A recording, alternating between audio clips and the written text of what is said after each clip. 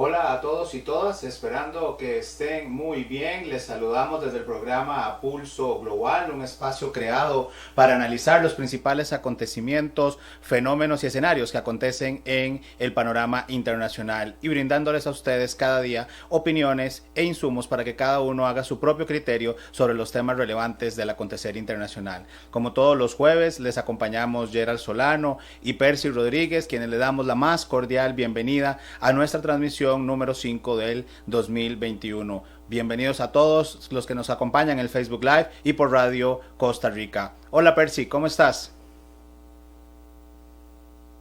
Encantado de saludarte. Hoy estamos transmitiendo desde dos plataformas en dos lugares distintos.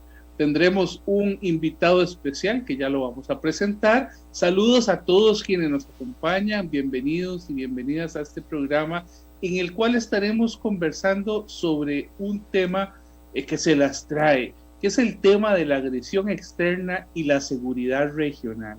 ¿Qué es eso? ¿Cómo funciona? Bueno, vamos a conversar con un experto que nos aclare eso, y en el caso de Costa Rica y de otros países pequeños, cómo enfrentar una amenaza externa, cómo enfrentar temas de seguridad a nivel centroamericano, por ejemplo, o a nivel regional. Te paso entonces la palabra a don Gerald. Gracias Percy, como bien señalabas, hoy estamos Percy desde tres espacios, porque Marco también está en su espacio, quien es nuestro invitado. Y para nuestros amigos de Radio Costa Rica y del programa Pulso Global, les comentamos que hoy estaremos conversando con nada más y nada menos que el doctor Marco Vinicio Méndez Cotos, quien acaba de ganar el Premio Nacional Luis Ferrero Acosta 2020 y que nos estará hablando precisamente, como bien señalaba Percy, sobre el tema de la agresión externa y seguridad regional, título de una de sus más recientes publicaciones, y la cual le permite otorgarse este premio. Así que Percy, sin más preámbulo, te permito que presentes a Marco y nos contextualices qué significa el Premio Nacional Luis Ferrero Acosta antes de darle la cordial bienvenida a Marco. ¿Cómo no? Bueno, Marco Vinicio Méndez Coto Turrialbeño es doctor en estudios internacionales por la Flaxo Ecuador. Ha sido profesor y es profesor e investigador de la Universidad Nacional. Sus principales temas de investigación son la política exterior, la diplomacia, los derechos humanos y la seguridad internacional. Por su trayectoria profesional, ha obtenido prestigiosas becas de instituciones como la Fundación Carolina y la Organización de Estados Americanos. Es autor de múltiples artículos académicos, tanto en inglés como en castellano, además de haber publicado diversos libros, entre los que destacan Agresión externa y seguridad regional, perspectivas desde Ecuador y Costa Rica, libro que acaba de ser publicado en Ecuador, y que ha ganado por él el premio Luis Ferrero. El derecho a la educación y las edades mínimas de protección legal en Centroamérica es otra de sus obras, y Poder Inteligente, la doctrina Obama y Guantánamo también. Actualmente, don Marco es presidente de la editorial de la Universidad Nacional, la EUNA. Es el presidente de la EUNA. Recientemente fue director de la revista Relaciones Internacionales de la Escuela de RI, de la UNA también, durante bastante tiempo. Ha sido, como dije, profesor e investigador, y tiene además trabajos que ha realizado como consultor para la UNESCO, como especialista para la UNESCO. Ha trabajado con la Flaxo y además tiene 2 diplomados en diplomacia pública y en relaciones por parte de la Universidad de Malta, y en relaciones, diplomacia y medios de comunicación por parte de la Universidad Complutense de Madrid. Así que tener hoy al doctor es un honor, y queremos contarle que este premio que ha recibido a nivel nacional en Costa Rica por este libro que acaba de publicar, es el famoso Premio Nacional de Investigación Cultural Luis Ferrero Acosta. Recordemos que este premio se entrega a las personas que han destacado con una investigación en un área de las ciencias sociales. Es además un premio que se le da a las personas cuando les han dado un aporte, cuando con sus ensayos, con sus trabajos, han dado un aporte al fortalecimiento del entorno cultural costarricense. Y quisiera recordar al viejo maestro Luis Ferrero Acosta, que es el nombre que lleva este premio, orotinense, que nació en los años 30, falleció tal vez a unos 15 años, y que fue un querido ensayista, que yo tuve el honor de conocerlo a partir de sus trabajos en el campo de la antropología, de la arqueología. Tiene más de 100 libros publicados, más de 100 obras, pero sus trabajos principalmente fueron en historia del arte, en historia de la lingüística y, como dije, en antropología y arqueología. Bueno, para nosotros es un honor, Marco, tenerte por acá. Muchas gracias, Percy y Gerald, por la invitación. Es para mí, pues, más bien el gusto poder compartir con ustedes y con la audiencia de tan importante iniciativa y programa. Gracias, Marco. Y bueno, vamos a iniciar conversando un poco, ¿verdad?, sobre esta publicación.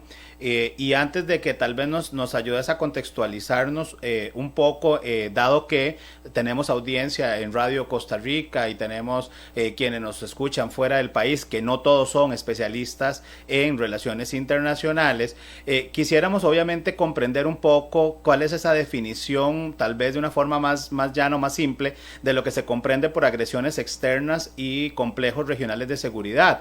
Pero antes de que nos respondas, Marco, quería señalar un par de citas que están en la presentación que hace el doctor Juan Ponce Jarín, director de Flaxo Ecuador, con respecto a este libro, y él señala que en el campo de las contribuciones teóricas al público lector podrá encontrar un esfuerzo académico por reconocer los aportes y la experiencia en el estudio de la seguridad desde América Latina, en el cual el doctor Méndez Coto privilegia una indagación sobre las estrategias de los estados pequeños para lograr sus intereses y enfrentar sus amenazas. Para el efecto, la perspectiva de los complejos regionales de seguridad le permite organizar los casos en 5 niveles: lo doméstico, bilateral, subregional, regional y global. Temas que obviamente estaremos abordando en detalle más adelante, pero quería señalar ese espacio porque es de un reconocimiento, Marco, al esfuerzo que hiciste con esta publicación. Y entonces te escuchamos para que nos ayudes a comprender qué se entiende por agresiones externas y complejos regionales de seguridad. Muchas gracias, estimado Gerald. Esta es una investigación que se deriva, pues, de un conjunto de reflexiones que hemos venido liderando desde la Escuela de Relaciones Internacionales. Soy académico de la Universidad Nacional, donde me he formado, y con muchos colegas pues siempre hemos venido analizando el devenir de la política internacional y las preocupaciones en torno a la seguridad regional. Entonces, en primera instancia, para mí como académico, como investigador, había un interés, una necesidad por pensar desde los países latinoamericanos. Esa era una premisa original, y esa fue una premisa por la cual, en lugar de optar por una vía académica, podríamos llamar convencional, ¿verdad?, de estudiar en un país de Europa o de Norteamérica, ¿verdad?, que es lo usual en relaciones internacionales, pues allí más bien la decisión era de buscar comprender cómo se venía desarrollando el estudio de la seguridad desde los países del sur global, ¿verdad?, de los países latinoamericanos. Porque clásicamente pues se ha hecho una crítica a cómo el pensamiento occidental y estadounidense condiciona la forma en la cual nuestros países se insertan en el sistema internacional. De allí pues esta iniciativa de reflexionar desde América Latina para comprender nuestros problemas a la luz de ese devenir teórico, académico y político. La categoría de agresión externa es una categoría muy, muy importante en el estudio de las relaciones internacionales y desde el punto de vista del derecho internacional público. Es una categoría que condensa las preocupaciones de seguridad que desde un paradigma clásico enfrentan todos los países, que tiene que ver con un cuestionamiento a su soberanía, a su integridad territorial, a su independencia política, y además un cuestionamiento que esté mediado por el uso o la amenaza del uso de la fuerza. Esa es una forma clásica de comprenderlo. Sin embargo, cuando analizamos este uso jurídico de la agresión externa y analizamos la práctica del Consejo de Seguridad de las Naciones Unidas de los últimos 50, 60 años, ha habido muy pocos casos donde llegan a realizarse investigaciones o llegan a realizarse resoluciones vinculadas con esta categoría de la agresión externa, porque prácticamente implicaría un crimen de guerra. Por lo tanto, desde un punto de vista jurídico, es una categoría que ha sido muy poco utilizada. En este estudio incluso encontramos apenas en este histórico 11 veces que el Consejo de Seguridad trató un caso de agresión externa. Entonces la pregunta que sigue es, ¿por qué los países latinoamericanos suelen caracterizar situaciones conflictivas con esta categoría de la agresión externa? Y lo que encontramos es que esta es una acción social y política para que los países latinoamericanos, periféricos o en una condición de mayor vulnerabilidad puedan gestionar apoyos de la comunidad regional o de la comunidad internacional para hacer frente a una situación que considera amenazante. Entonces, más que un uso estrictamente jurídico de esta categoría de agresión externa, en realidad es una especie de llamado de auxilio de los países a la comunidad regional para obtener apoyos y poder enfrentar situaciones que consideran amenazantes. Y en América Latina hemos encontrado diversos escenarios donde esto ha ocurrido. En esta investigación hacemos un estudio comparado de dos casos que podremos comentar. Uno, el caso sudamericano del Ecuador, cuando enfrenta una situación de violencia política y del uso de la fuerza en su frontera norte con Colombia, y el caso bien conocido nuestro de Costa Rica en nuestra relación con la hermana República de Nicaragua.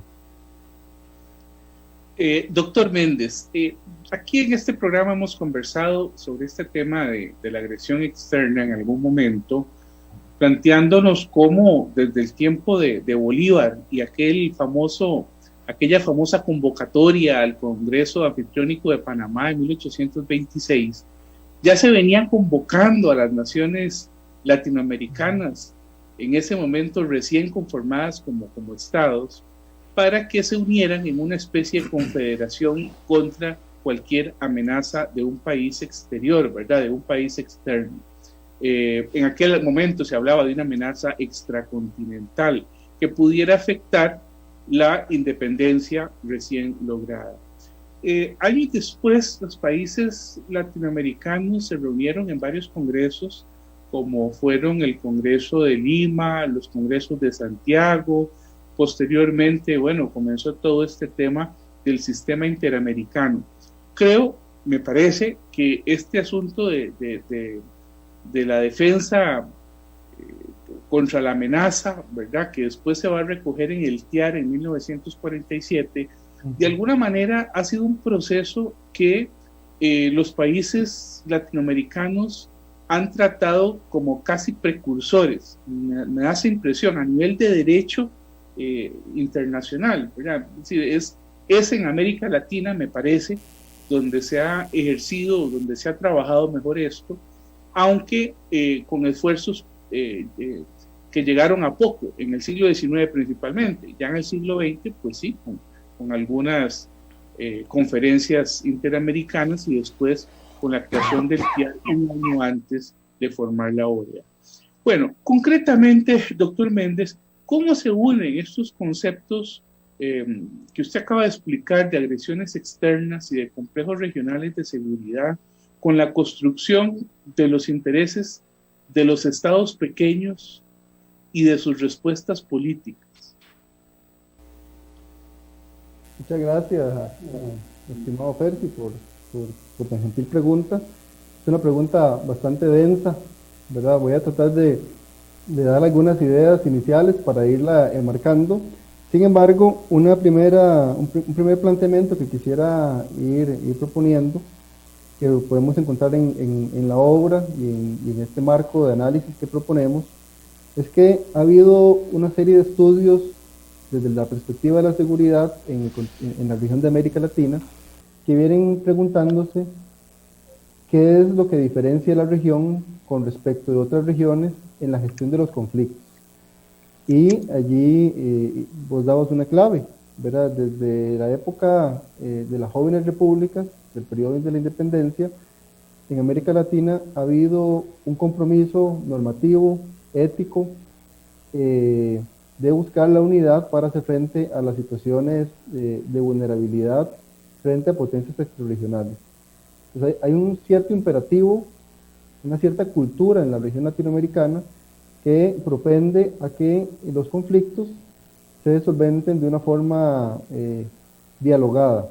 Cuando uno analiza las regiones a nivel internacional, pues uno encuentra que en el continente americano hay ciertas condiciones por las cuales ha habido pocas guerras desde la época de la independencia, es decir, ha habido guerras, pero comparado con otras regiones, la cantidad es bastante menor.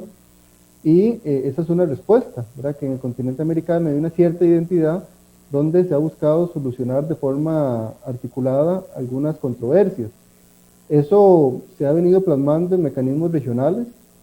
El continente americano es un continente que tiene un régimen de seguridad con reglas muy sólidas para gestionar los conflictos. De hecho, cuando ocurre un conflicto internacional, inmediatamente se activan diversos mecanismos institucionales de carácter político para buscar mediar o para buscar detener la escalada de estas situaciones. Y eso es una particularidad, porque tenemos otras regiones a nivel internacional donde existen condiciones normativas muy precarias y situaciones de amenaza con mucha facilidad podrían escalar a dinámicas más violentas o a dinámicas que generen más preocupaciones. Entonces yo creo que allí hay un aspecto clave en ese sentido. Y otra idea importante que quisiera destacar con respecto al tema del balance interamericano. Este estudio trata de indagar en qué medida ha cambiado la dinámica de la seguridad en el continente americano, ¿verdad? Hemos venido analizando en los últimos años desde el punto de vista académico que ha habido un cambio en el regionalismo latinoamericano.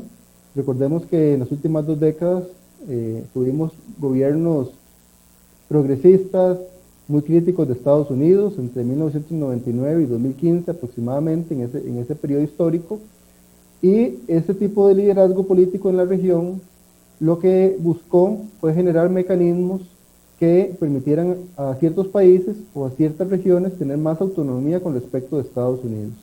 O sea, hubo una crítica muy importante al sistema interamericano, al Tratado Interamericano de Asistencia Recíproca, es decir, después de 2010 diversos países latinoamericanos incluso han renunciado a este instrumento, ha habido una crítica profunda.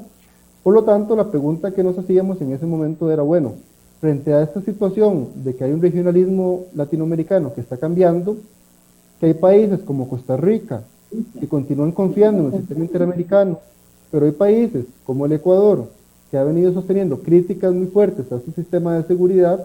¿Qué pasa cuando esos países enfrentan amenazas a su seguridad? ¿Cómo la solventan? ¿En qué medida esta división política, cultural, geográfica entre Costa Rica y Ecuador permite que los países tengan vías distintas para gestionar sus conflictos? Y yo siempre he conversado con mis estudiantes en clase, es una paradoja que para nosotros el Ecuador sea un país tan lejano, cuando desde un punto de vista geográfico, pues Ecuador es un país que está mucho más cerca que capitales latinoamericanas, pensemos el caso de México, por ejemplo.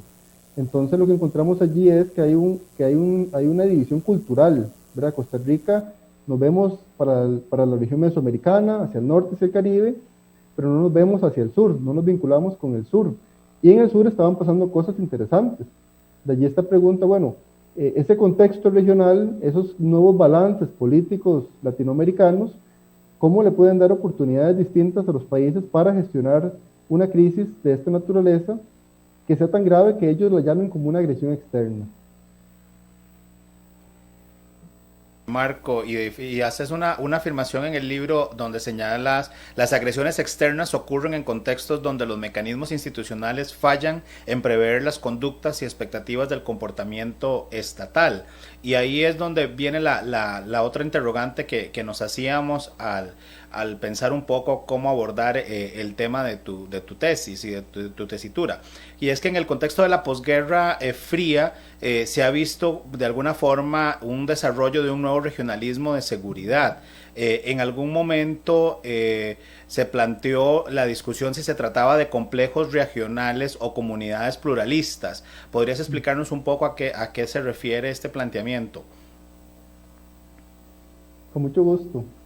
Y me encantan, ¿verdad? Las preguntas son preguntas densas, ¿verdad? Son preguntas que nos hacen profundizar en el aspecto de esta reflexión teórica desde el punto de vista de las relaciones internacionales para buscar respuestas académicas a problemas que enfrentan muchos países. Para los autores institucionalistas neoliberales, las reglas internacionales son aquellas que buscan establecer dinámicas donde los países no violen lo que pactan, es decir, que cumplan, que tengan compromiso con las reglas o con los regímenes. Sin embargo, en la política internacional, los países no siempre siguen las reglas. A veces hay incentivos políticos, económicos, de cálculo, de estrategia, que puedan motivarlos a tomar decisiones que puedan infringir estas normas. Entonces la pregunta es allí, ¿qué aspectos o qué componentes incentivan a los países a romper las reglas? Especialmente en contextos como latinoamericanos, donde hay reglas tan estrictas para gestionar ese tipo de amenazas. Y lo que uno encuentra desde el punto de vista de los estudios que se han venido desarrollando sobre esta temática, es que en nuestra región tenemos reglas tan sólidas y tan consolidadas para prevenir el escalamiento de los conflictos, que los países pueden tener incentivos en algunas ocasiones para amenazar al otro con la fuerza o con la violencia, con el objetivo de generar capital político para las negociaciones. Porque al hacer su acto amenazante, se activa el mecanismo regional y el Estado que sufrió esa situación se ve inhabilitado de generar una respuesta. Eso algunos autores lo llaman como riesgo moral, ¿verdad? Es decir, el hecho de que hayan condiciones normativas que permitan que los actores se comporten de forma imprudente. Y se comportan de forma imprudente porque el sistema impide que la parte agraviada ejerza consecuencias. Imaginemos nosotros dos países de nuestra región que tienen fuerzas armadas, uno de ellos para escalar el conflicto y para tener más capital amenaza al otro, y este país se va a ver impedido pues de hacer una retaliación en términos igualitarios porque inmediatamente se activan las reglas internacionales y los mecanismos de diálogo.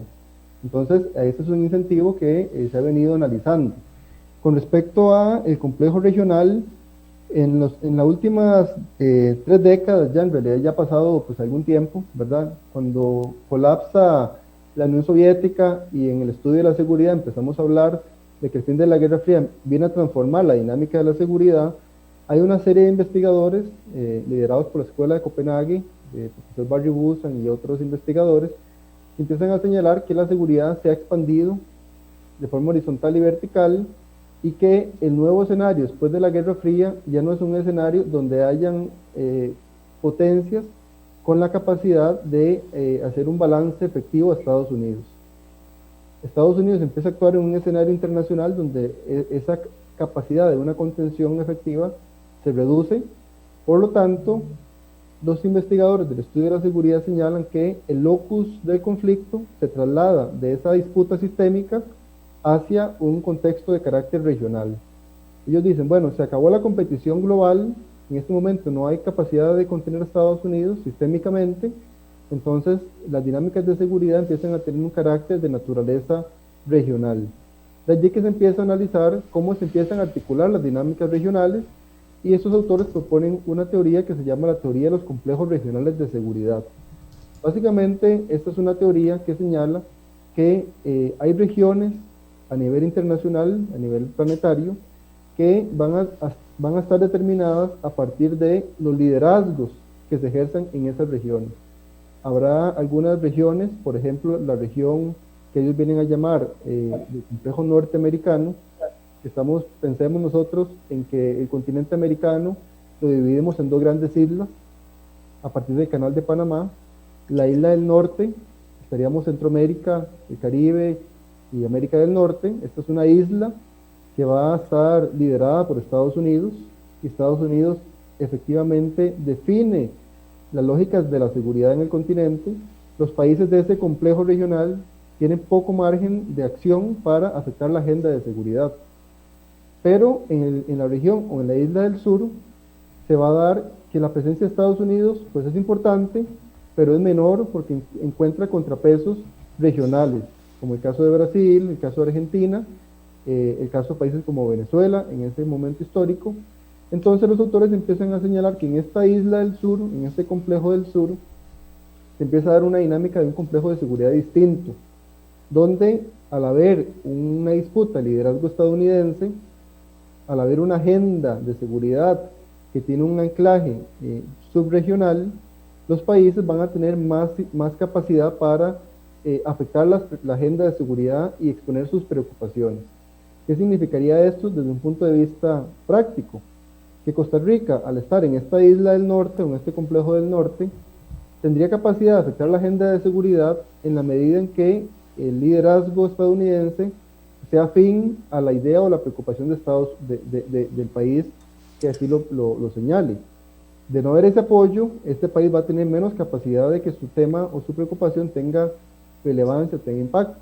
Mientras que en esta región del sur, en este complejo del sur, al haber esta serie de nuevos actores proclamando por una mayor autonomía y por una serie de sensibilidades en materia de seguridad, los países que sean parte de este contexto van a tener la posibilidad de incidir de una forma más factible, más tangible en esta dinámica de seguridad, porque hay un contexto más multipolar o más multilateral para definir la agenda de seguridad. Y eso se va a plasmar, por ejemplo, en el caso sudamericano, que recordamos nosotros que se construye la UNASUR en ese momento histórico, y además la UNASUR estaba en Ecuador, en Quito estaba la sede de este organismo. Entonces uno encontraba que efectivamente pues esta dinámica subregional le permitía a Ecuador tener una mayor capacidad de maniobra en los temas de sensibilidad de seguridad, y a Costa Rica en este complejo del norte, en esta isla del norte, pues nos daba cierto margen, pero en la medida en que convenciéramos al líder de la región. Y como costarricenses podremos recordar que pues para Costa Rica eso fue un tema altamente sensible, y donde además esperó mucho apoyo de parte de Estados Unidos, y ese apoyo desde el punto de vista de la ciudadanía costarricense pues no fue un apoyo muy convencido, ¿verdad? No fue un apoyo firme, y eso generó para el país pues dificultades para manejar esta crisis de seguridad que enfrentamos durante aproximadamente 5 años. Estamos transmitiendo en vivo, esto es Pulso Global, transmitiendo desde Radio Costa Rica, Facebook Live y sus 5 plataformas. Estamos además compartiendo con el doctor Marco Vinicio Méndez Coto, Premio Nacional de Investigación Luis Ferrero Acosta por su reciente publicación, y queremos invitarlos, estamos transmitiendo en vivo para que hagan sus preguntas, para que realicen sus preguntas, estamos aquí anuentes a recibirlas. Don Marco, el caso de Ecuador, puntualmente, precisamente, y no puedo abstraerme de eso, que estamos en elecciones, ¿verdad? Están en elecciones, acaba de pasar una primera ronda, entiendo que Andrés Arauz pasó a una segunda ronda, ¿verdad? Andrés Arauz, que es, por decirlo así, uno de los cercanos de Correa, ¿verdad? Y entiendo que en la segunda ronda el segundo puesto no está totalmente definido, que quien va adelante es Yacu Pérez, y está peleando todavía. Hará unas 3 horas los medios decían que Yacu Pérez estaba disminuyendo la ventaja, contra Guillermo Lazo. Es decir, pero en principio habría un encuentro entre Andrés Arauz y Yacu Pérez, ¿verdad? Ambos con un apoyo, si se quiere, de los grupos de izquierda, de grupos tradicionalmente autóctonos de la región. Y quisiera unir eso con la pregunta que quería hacerle sobre el Ecuador, sobre el caso de Ecuador. ¿Cómo ha sido la construcción de identidades? Marco, vos viviste allá, conoces de cerca a la población. ¿Cómo se ha construido esta identidad? Sus intereses, cómo ha sido el tema de la respuesta doméstica. Bueno, yo sé que estamos hablando de política exterior, pero si pudieras unirlo también a este tema de las elecciones, sería muy interesante para nosotros conocer un poquito de esa experiencia tan bonita que tuviste allá. Claro, con mucho gusto. De hecho, en las últimas elecciones tuve la oportunidad de colaborar como observador de la OEA en la segunda ronda, ¿verdad? Las últimas elecciones en Ecuador han sido bastante competitivas porque, bueno, hace ya, pues en la última elección, era un debate sobre el cambio de régimen político, ¿verdad? El cambio de liderazgo en el gobierno, entre pues, la herencia de la Alianza País, de Rafael Correa, o la victoria de los sectores que buscaban una vinculación económica y política distinta en la región, pero ha cambiado mucho el panorama ecuatoriano, porque al final del día se elige al presidente Lenín Moreno, y en las primeras semanas de su gobierno tiene que deslindarse de la herencia política correísta, fundamentalmente el vicepresidente Jorge Glass, por temas vinculados con corrupción. Recordemos que en esa época estaba el caso de Odebrecht, que era un caso en América Latina muy impactante, y entonces eso generó pues mucha división en el Ecuador. Desde el punto de vista de la seguridad, hubo un cambio en la agenda importante. El gobierno de Correa fue un gobierno muy crítico de la política estadounidense en la región. El gobierno de Correa no renovó el uso de instalaciones militares ecuatorianas por parte de las Fuerzas Armadas estadounidenses y limitó mucho la cooperación con este país para buscar nuevos socios, para buscar nuevas alternativas. El gobierno de Moreno, en estas lógicas pendulares que ocurren en América Latina, pues ofrece ya un nuevo acercamiento con Estados Unidos, ¿verdad? Estas lógicas de seguridad empiezan a cambiar en la región. Desde ese punto de vista, Estados Unidos empieza a tener un rol más importante en la estrategia de seguridad ecuatoriana, pero el Ecuador es un país que además es muy sensible a la vinculación que ha tenido con China, porque el gobierno de Correa dejó unos lazos muy profundos en la parte comercial y del tema petrolero con China, lo cual limita la capacidad de acción de los gobernantes. Y bueno, el tiempo más reciente, lo que encontramos en este panorama electoral es que pues en el Ecuador es una sociedad con un componente indígena muy importante, ¿verdad?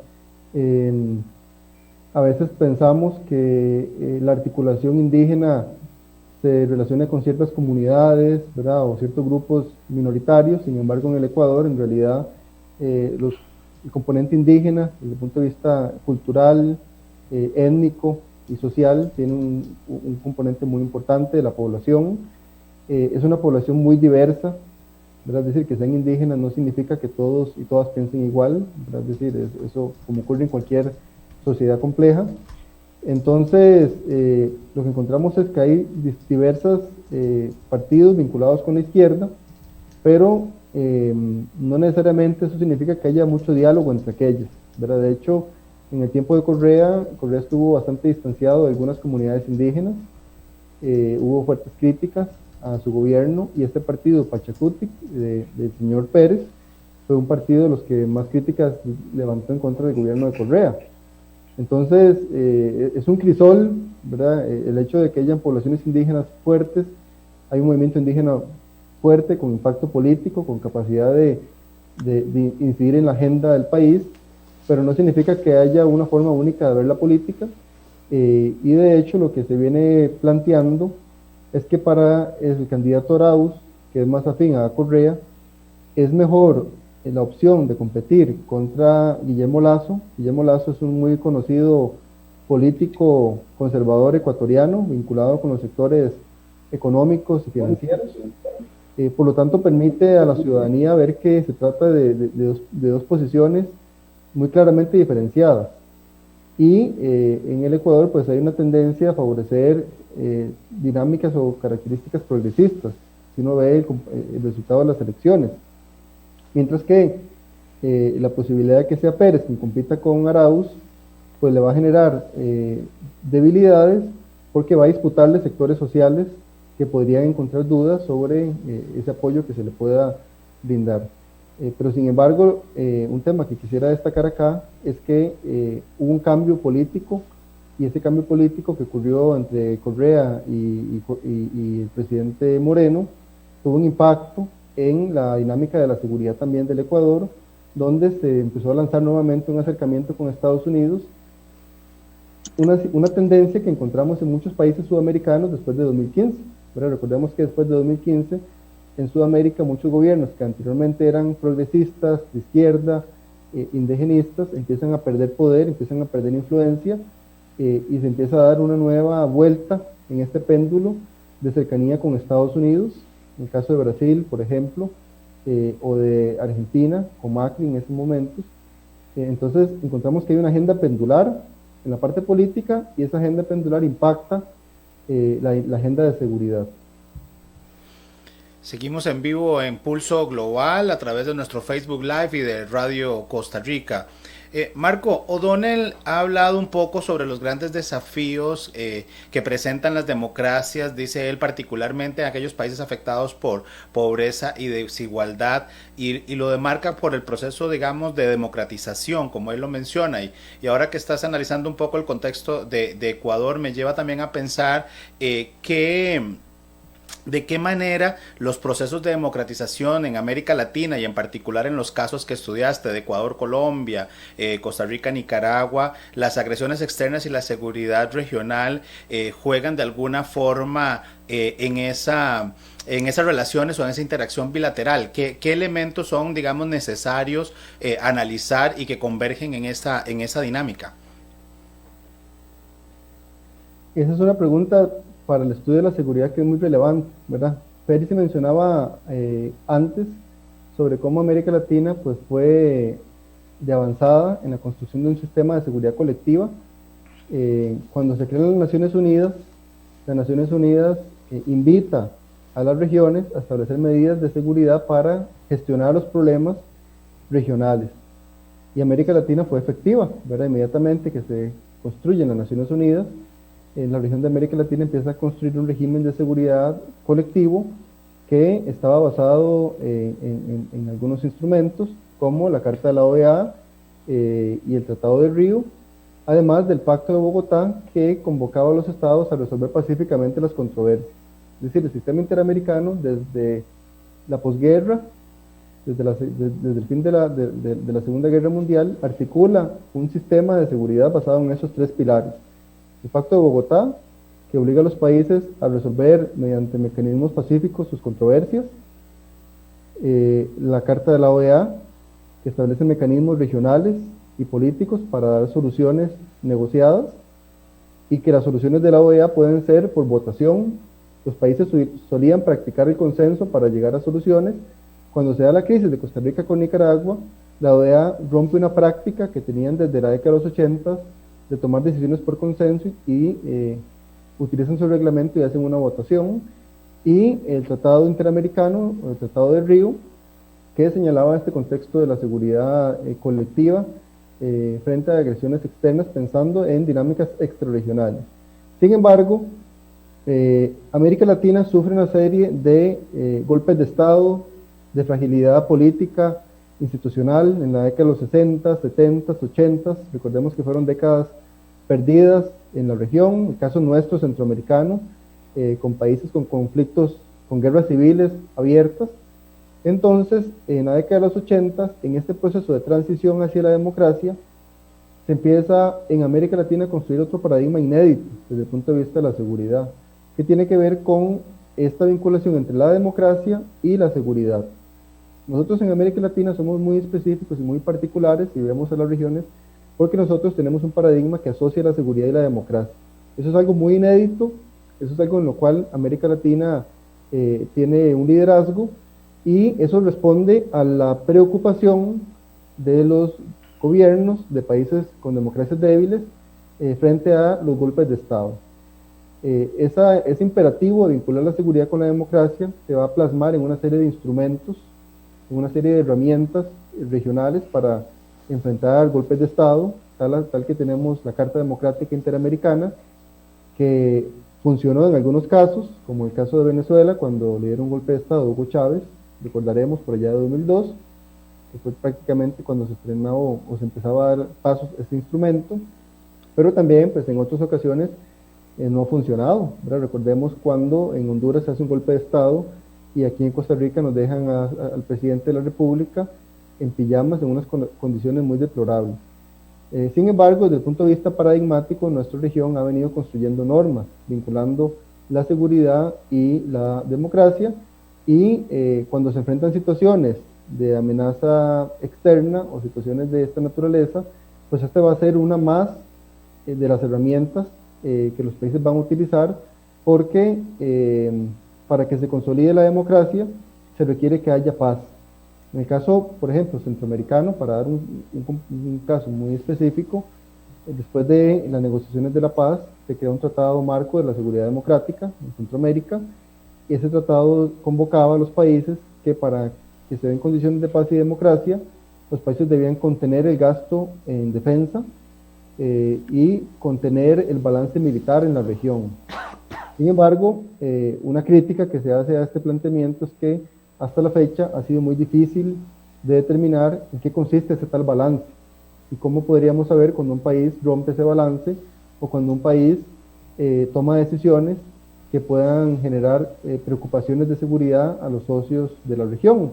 Y esto igual pasa en el continente o en la región sudamericana, ¿verdad? En Sudamérica también se empiezan a articular mecanismos de confianza mutua para que los países, en el marco de las condiciones de paz, transparenten el gasto en defensa, comuniquen las inversiones, establezcan medidas de comunicación para evitar preocupaciones de seguridad en sus socios.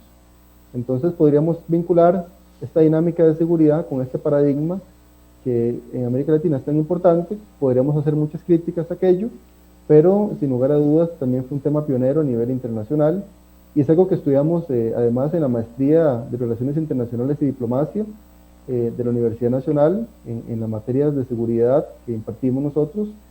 Son temas que llaman nuestra atención y que nos convocan a reflexionar, porque todo eso afecta a Costa Rica como un país democrático y además desarmado. Estamos transmitiendo en vivo desde Pulso Global por Facebook Live y Radio Costa Rica. Estamos atentos a sus comentarios, a sus preguntas. Con mucho gusto estaremos contestando preguntas. Saludamos a Laura Lan, a Katia Vargas, que nos dice excelente programa, felicitaciones por el contenido. Gaby Hernández nos dice muchas gracias por la valiosa presentación del doctor Méndez. Katia Vargas pregunta, dice, quisiera preguntar lo siguiente, ¿cómo un país como Costa Rica o Ecuador puede responder a agresiones externas cuando el derecho internacional falle? Andrés Rojas Chinchilla, egresado de la maestría en Relaciones Internacionales de la Universidad Nacional, nos pregunta, en la dinámica de seguridad internacional que mencionaba el doctor Méndez, ¿qué temas se consideran como relevantes o prioritarios? ¿Se pueden considerar el narcotráfico y el terrorismo de un país como Colombia un tema prioritario? Colombia, por su ubicación geográfica, cuenta con un lugar privilegiado en el orden de la agenda de seguridad. Esta pregunta es muy interesante, ¿verdad? Por la cercanía con Ecuador. Saludamos a Víctor Rodríguez, a Joan Olivar desde El Salvador, a Laura Rodríguez, que nos dice grandes analistas, a Mercedes Trías Uriarte, que nos dice gracias por siempre aclarar con explicaciones claras. Marco, estas preguntitas, si me permitís unirla con una más, que es el tema de Costa Rica y Nicaragua. Una larga ecuación de interacciones limítrofes conflictivas. la más reciente, la isla Portillos. En tu libro decís, bueno, o te pregunto si fue la agresión, que pones entre comillas, agresión, si fue una construcción discursiva por parte de Costa Rica. Bien, tengo preguntas muy interesantes. Creo que el tiempo no nos va a alcanzar, pero bueno, ya habrá alguna ocasión y como decíamos, ¿verdad? Son temas que en la Escuela de Relaciones Internacionales siempre estamos debatiendo. En la maestría tenemos un curso dedicado a analizar los problemas contemporáneos de la seguridad, donde exploramos de forma amplia todas estas aristas y pensamos qué implicaciones tienen estas para Costa Rica. La pregunta vinculada con Katia Vargas, ella nos dice, bueno, ¿qué pasa? ¿Cómo se maneja? Es muy interesante cuando yo les invito a que puedan leer el libro. El libro se puede adquirir en formato de ebook. Está disponible en la página de la Flaxo Ecuador. Luego podríamos compartirla muy gentilmente en el programa para quienes así deseen revisarla. En el libro, cuando empezamos a analizar y a estructurar el mecanismo, el proceso, realmente yo en palabras simples pienso que esto podría ser un manual para nuestros líderes políticos, tanto costarricenses como en la región, para comprender cómo se abordan los problemas de esta naturaleza. ¿Por qué? Porque tenemos dos casos muy recientes de países diferentes que enfrentan algo que ellos llaman una agresión externa. Es decir, cuando un país dice que es una agresión externa, es que es algo sumamente sensible, es algo que vulnera lo más profundo de su identidad, como su soberanía, su integridad territorial o su independencia política, y por lo tanto le obliga a utilizar todos sus recursos para hacerle frente a esta situación. Entonces la pregunta es, bueno, ¿hay comportamientos similares? ¿Hay senderos similares que lleven los países para gestionar este tipo de problemáticas? Y los casos de estudio nos señalan que sí, que dos países latinoamericanos, aun cuando tienen condiciones políticas, alineamientos políticos diferentes, el contexto regional establece una serie de elementos que les permite encauzar esta problemática en distintos niveles. ¿Verdad? Al principio, Gerald nos comentaba, ¿verdad?, estos distintos niveles: doméstico, bilateral, subregional, regional y universal. Entonces la pregunta es, bueno, ¿qué hace un país cuando enfrenta esta dinámica en cada uno de esos niveles? Y encontramos que habían comportamientos bastante similares en algunos aspectos. Por ejemplo, en ambos países, a nivel doméstico, se da un alineamiento de los sectores sociales, de los medios de comunicación, de los sectores políticos con el gobierno, porque se considera que es un tema tan grave y tan delicado que las identidades nacionales, la identidad nacional tiene que tender a la cohesión, ¿verdad? Es un tema que se ha estudiado muy clásicamente en la ciencia política y las relaciones internacionales, el uso de la soberanía para articular la unidad nacional. Eso ocurrió en estos casos, pero también ocurrió en los países que utilizaron la fuerza. Se realizó investigación en aquellos países, se realizó investigación en Nicaragua y en Colombia, para comprender también cómo ellos abordaban el tema, y uno lo que encuentra es unidad nacional frente a estas situaciones a nivel doméstico, y en el caso específico de Costa Rica y Ecuador, en ambos se hizo una persecución judicial contra las personas que fueron las responsables de los actos. Recordemos aquí el caso de Edén Pastora, ¿verdad?, toda la situación judicial que se encausó. En el caso del Ecuador, en contra de Juan Manuel Santos, que cuando eso fue ministro de Defensa de Álvaro Uribe, más adelante presidente de la República. Entonces uno encuentra ciertos elementos que permiten comprender comportamientos relativamente estables. A nivel bilateral, por ejemplo, los países enfrían de una forma significativa las relaciones diplomáticas. Costa Rica se quedó sin embajador en Nicaragua por mucho tiempo, lo llamó a consultas y no regresó por muchos años. Y en el caso del Ecuador y Colombia hubo una ruptura de relaciones diplomáticas. Ambos países, tanto Costa Rica como el Ecuador, desconfiaban plenamente de las iniciativas subregionales para canalizar esta preocupación de seguridad. Costa Rica no confía en el sistema de integración centroamericano para gestionar una crisis de esta naturaleza. El Ecuador desconfiaba de igual manera en el sistema andino de integración para gestionar esta dinámica de esta naturaleza. Entonces de ahí entra en juego la dinámica geopolítica en el ámbito regional. ¿Cómo pesan los alineamientos con nuestros socios? En el caso de Costa Rica, con Estados Unidos, con Colombia, los socios centroamericanos, México, para lograr un posicionamiento en el foro interamericano, mientras que el Ecuador lo gestionó en el Grupo de Río, que todavía en ese momento estaba el Grupo de Río, tenía una reunión en la República Dominicana, y se gestiona allí la crisis con el tema de Colombia, entonces se dan salidas de esa naturaleza regional. Entonces yo invito, ¿verdad?, a explorar la obra para comprender esas variables o esas dinámicas de estabilidad que encontramos en estos patrones de comportamiento, porque yo me imagino que para un líder político costarricense que tiene que tomar decisiones, el libro puede darle herramientas que le permitan atemporar las decisiones, es decir, ya saber cuál es la ruta que se ha seguido frente a una dinámica de esta naturaleza que puede volver a ocurrir, ¿verdad? Porque en la política internacional los países tienen intereses y pues siempre tienen que estar previstos de que puedan ocurrir dinámicas de conflicto en la región, al igual que otros países socios latinoamericanos. Allí la relevancia que yo encuentro tal vez de la obra para la toma de decisiones, y obviamente también ya hemos hecho reflexiones teóricas con respecto a este asunto. Y con respecto a la pregunta sobre el tema de las especificidades de las regiones, en efecto, cuando hablamos de Consejo Regional de Seguridad, hablamos de que hay dinámicas de seguridad que caracterizan a las regiones.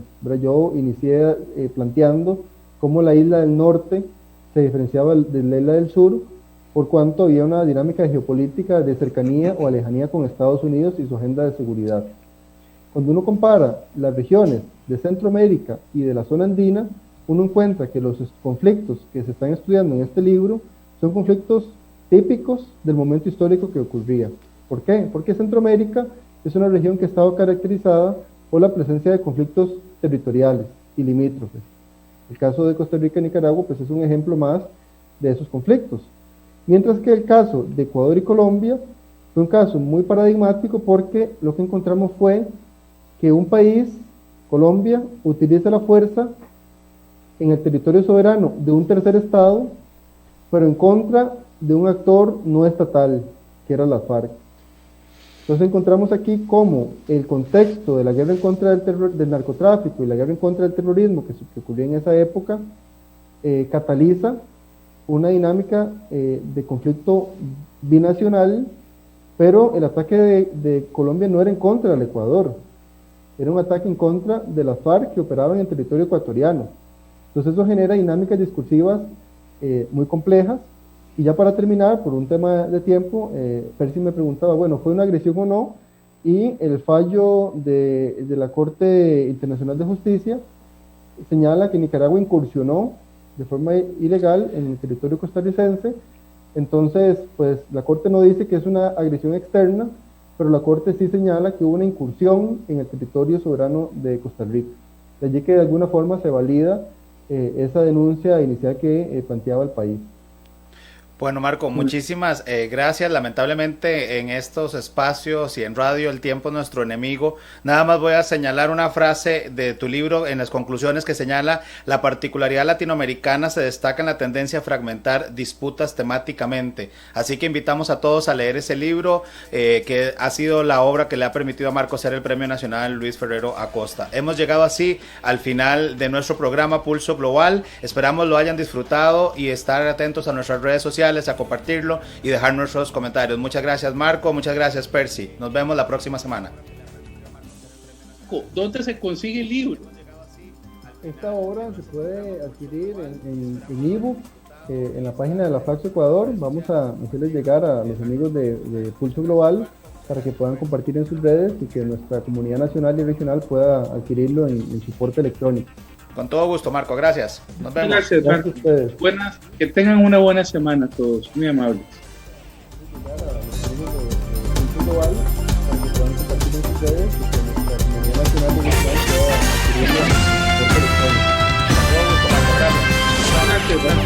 Buenas,